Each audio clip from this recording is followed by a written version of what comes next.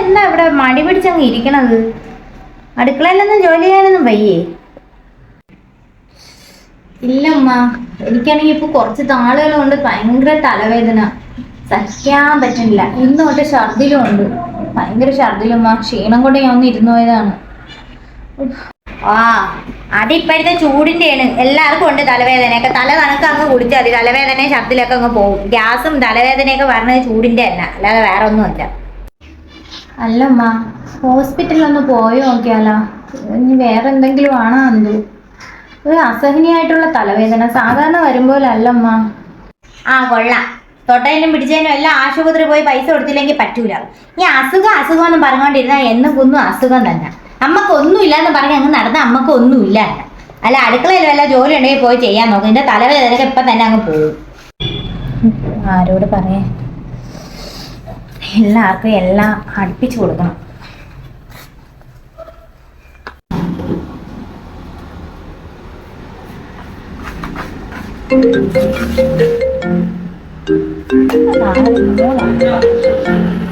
ആ, hello. Hello അമ്മ. മോളെ, സുഖം തന്നെ മക്കളെ? ആ, അവിടെ ആരൊന്നും പറയണ്ട വെച്ചേ. എന്നും കുന്നു അസുഖം. ആശുപത്രി കണ്ടില്ലെങ്കിൽ ആ പെണ്ണിനെ ഉറക്കം വരില്ല. ഓ, പനി ചെയ്യാതിരിക്കാനുള്ള അടവായിരിക്കും ഉമ്മ. അത് പിന്നെ എനിക്കറിഞ്ഞൂടെ. അതിന് തന്നെ പനിയൊന്നും ചെയ്യാതെ ഇങ്ങനെ ഇരിക്കണം. തലവേദന എന്നും കുഞ്ഞു. പിന്നെ കുറെ പൈസ ഡോക്ടറിന് കൊടുക്കണമെന്ന് പറഞ്ഞ് കൊടുക്കണം. എന്നാ അങ്ങനെ പോണുണ്ട് ഒറ്റയ്ക്ക്. ഓ, പിന്നെ ഞാനൊന്നും തിരക്കിയൊന്നുമില്ല. ഇനി എന്നാ അങ്ങോട്ട് ചെല്ലണമെന്നൊക്കെ പറയണേട്ട്. പോവാതിരിക്കുകയൊക്കെ ചെയ്തിട്ട്. അല്ല, ഇനിയപ്പം അവൾക്ക് ഇനി പോയാലേ പറ്റുള്ളെങ്കിൽ പോട്ട്. ആ, അല്ല, മക്കളെ ആശുപത്രി പോയായിരുന്നാ പനി വന്നിട്ട്? ആ, കൊണ്ട് കാണിക്കണം. ഇപ്പോഴത്തെ പനിയൊന്നും കൊള്ളൂല. ആ, നല്ലോണം റെസ്റ്റ് കൊടുക്കണം കേട്ടോ. അങ്ങനെയാണ് ഡോക്ടർമാര് പറയണത്. ആ, ശരി. ആ, അപ്പം പിന്നെ ശരി മോളെ, നീ കിടക്കണ നീ? ആ, മരുന്നും ഗുളിയൊക്കെ സമയത്ത് കഴിക്കണേ.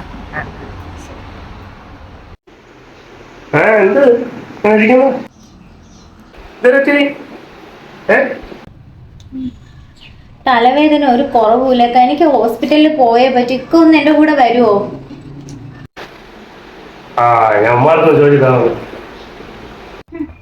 കൊള്ളാം. ഇങ്ങനെയാണെങ്കിൽ ഞാൻ എന്തെങ്കിലും എനിക്ക് പറ്റി ഞാൻ മരിച്ചു പോയാലും നിങ്ങൾ എന്റെ മയ്യത്തെടുക്കണമെങ്കിലും ഉമ്മയോട് ചോദിക്കണമെന്ന് പറയുമല്ലോ. അധിക പ്രസംഗം പറയുന്നോ നിങ്ങൾ?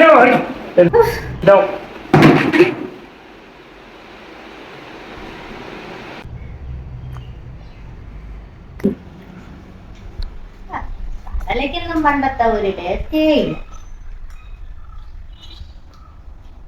ബാക്കിയുള്ളവരെന്ന് പറഞ്ഞാൽ നവയ്ക്കുള്ളൂ. ഇവനൊക്കെ എന്തൊരു കടല ഉണ്ടാകണമെന്നുണ്ട്. ആ, എന്തടാ? ആശുപത്രി പോയിട്ട് വരാം. നീ നിന്റെ കാര്യം നോക്കിയെടുക്കാം. അവർക്ക് ഒരു ഗുരുവും ഇല്ല. എന്നും കൊണ്ട് കുറെ തലവേദന. എന്തൊരു മനുഷ്യന്മാർക്ക് തലവേദന വരുന്നു. നിന്റെ പെണ്ണുമ്പിള്ളേക്ക് മാത്രമേ തലവേദന. നീ ഇപ്പൊ ഓഫീസിൽ പോയിട്ട് വന്നല്ലേ ഉള്ളൂ. അതിന് പിന്നെ അവളും കെട്ടി ഒരുക്കി നീ ഇനി കൊണ്ടുപോകണം.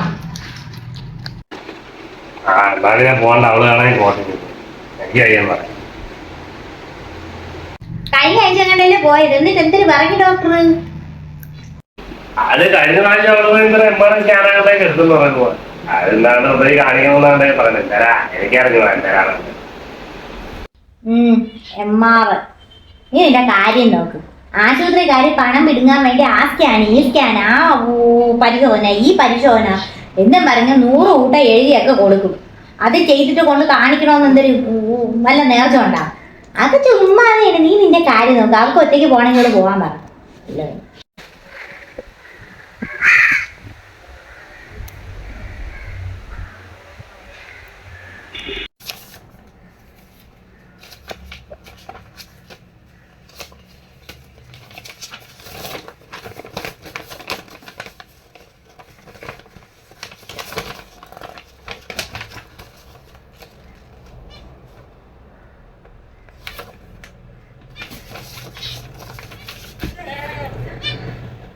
കുട്ടിയുടെ കൂടെ ആരും വന്നിട്ടില്ലേ?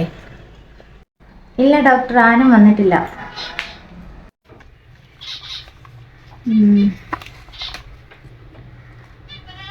ഞാൻ ഇത് കുട്ടിയോട് പറയട്ടെ. എന്തായാലും എനിക്ക് പറയാതിരിക്കാൻ കഴിയില്ല. ആരെങ്കിലും ഉണ്ടായിരുന്നെങ്കിൽ ഞാൻ അവരോട് പറയായിരുന്നു. പറഞ്ഞോളൂ ഡോക്ടർ, എന്നും കേൾക്കാൻ ഞാൻ തയ്യാറാണ്. മോൾക്ക് ബ്രെയിൻ ട്യൂമറാണ് കാണിക്കുന്നത്. പക്ഷേ അത് ക്രമാതീതമായി വളർന്നുപോയി. നമുക്കിനി ഒന്നും ചെയ്യാൻ പറ്റില്ല. ഇനി കുറച്ച് ദിവസങ്ങൾ മാത്രമേ കുട്ടിക്കുള്ളൂ.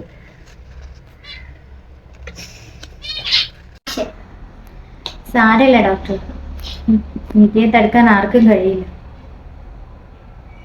നേരത്തെ ഇത് കണ്ടുപിടിച്ചിരുന്നെങ്കിൽ നമുക്ക് ട്രീറ്റ്മെൻറ്റ് തുടങ്ങാമായിരുന്നു. ഇപ്പോൾ ഈ ക്രിട്ടിക്കൽ സ്റ്റേജിൽ ട്രീറ്റ്മെൻറ്റ് തുടങ്ങിയിട്ടും കാര്യമുണ്ടെന്ന് തോന്നുന്നില്ല. കുട്ടിയുടെ അഭിപ്രായം ട്രീറ്റ്മെൻറ്റ് തുടങ്ങണമെങ്കിൽ നമുക്ക് തുടങ്ങാം. എന്താണ് പറയുന്നത്? വേണ്ട ഡോക്ടർ, ഇനിയുള്ള ജീവിതം എനിക്ക് നല്ലോണം ജീവിക്കണം. എന്തെങ്കിലും ബുദ്ധിമുട്ടോ വേദനയോ എന്തെങ്കിലും വരണമെങ്കിൽ വരണം. നമുക്ക് പെയിൻ കില്ലർ സ്റ്റാർട്ട് ചെയ്യാം. വരാം ഡോക്ടർ. ശരി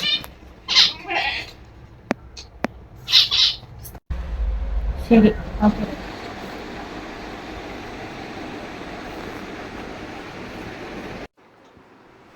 നിനക്ക് ഇതുവരെ എണീക്കാൻ സമയമില്ലടി.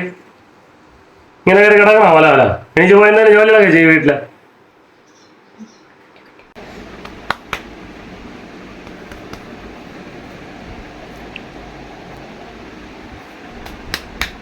നീ എണീരങ്ങോട്ട്. നിന്നെ എപ്പോഴാ കിടന്ന് വിളിക്കുന്നത്? നീ എണീച്ചാടെ പിള്ളേർക്ക് എന്തെങ്കിലും ഉണ്ടായിക്കോട്. ആശുപത്രിയിൽ പോയിട്ട് വന്നിട്ട് എന്തിനാണ് കാര്യം എന്ന് വെച്ചാൽ പറയത്തുമില്ല. അങ്ങോട്ടാണ് നിന്റെ കൈയും കാലം പിടിക്കുന്നത് അറിയാൻ. എന്താണെന്ന് വെച്ചാൽ പറയണം. നീ നിന്റെ ഷോ ആണല്ലോ എന്തിനാ ഞാൻ ഇവിടെ നിന്നു. എണീച്ചാൽ പിള്ളേർക്ക് എന്തെങ്കിലും ഉണ്ടായിക്കോട്. പോണീച്ച് ഇപ്പോഴേ വിളിക്കാൻ നിന്ന. വന്നില്ലേടാ? അവളെ എണീച്ചൊന്നുമില്ല. ഇത് തന്നെ അവളെ സ്വഭാവം. ആരെ വാക്കിനും ഒരു വിലയും കൽപ്പിക്കൂല. അവൾ എന്തൊരങ്ങോട്ട് വിചാരിക്കണം അതങ്ങോട്ട് നടത്തും. കണ്ടല്ല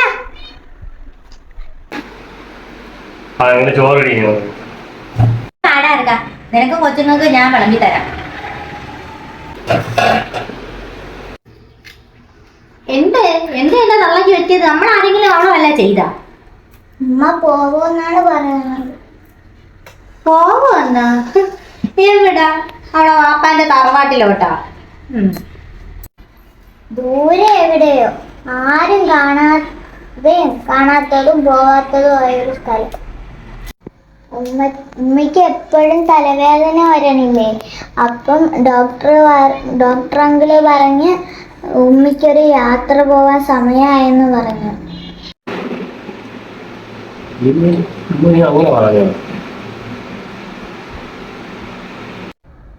പോകുമ്പോ നമ്മൾ ആരെയും കൊണ്ടുപോകൂല, കൂടെ കൂട്ടാൻ പറ്റൂലെന്നാണ് ഉമ്മ പറഞ്ഞത്.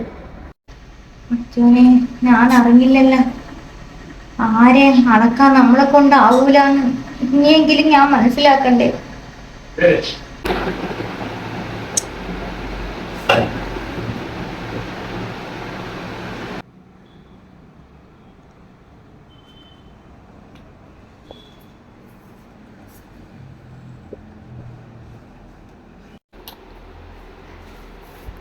എന്ത് ഡോക്ടറെ കണ്ടിട്ട് എന്താന്ന് പറഞ്ഞു?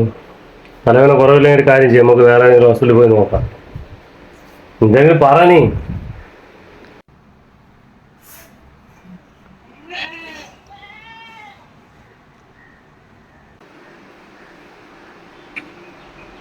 എന്തോ ടെസ്റ്റ് ഉണ്ടെന്ന് പറഞ്ഞില്ല, അത് ചെയ്ത് അതിന്റെ റിസൾട്ട് കിട്ടിയ കാണിച്ചോ ഡോക്ടറെ?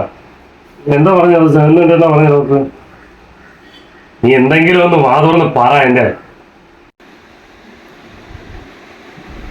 എനിക്കിപ്പോൾ കുറച്ച് ദിവസങ്ങൾ മാത്രമേ ഉള്ളൂ, എണ്ണപ്പെട്ട ദിനങ്ങൾ മാത്രമേ ഉള്ളൂ എൻ്റെ ആയുസ്. എനിക്ക് ബ്രെയിൻ ട്യൂമറാണ്. ചെന്ന് നിങ്ങളെ അമ്മമാരോടും പെങ്ങന്മാരോടൊക്കെ പറഞ്ഞുതരാം. അവർക്ക് എന്തായാലും ഒരു ശല്യം ഒതുങ്ങാൻ പോണെന്ന് പറഞ്ഞുതരാം. അതായിരുന്നല്ലോ അവർക്ക് അത്യാവശ്യം. ഞാനിനി ആർക്കും ഒരു ശല്യത്തിനും ഉണ്ടാവില്ല. ഇനി വിരലിലുള്ളാവുന്ന കുറച്ച് ദിവസം അത്ര എനിക്ക്. അല്ല, മക്കളൊക്കെ ഭക്ഷണം കഴിച്ചായിരുന്നോ? അടുക്കളയിൽ നീ എണീച്ചുവാ, ചോറ് വിളമ്പിതരാവാ. അതിന്റെയൊക്കെ ആവശ്യമില്ല. ഇനി പതിവുകളൊന്നും തെറ്റിക്കണ്ട.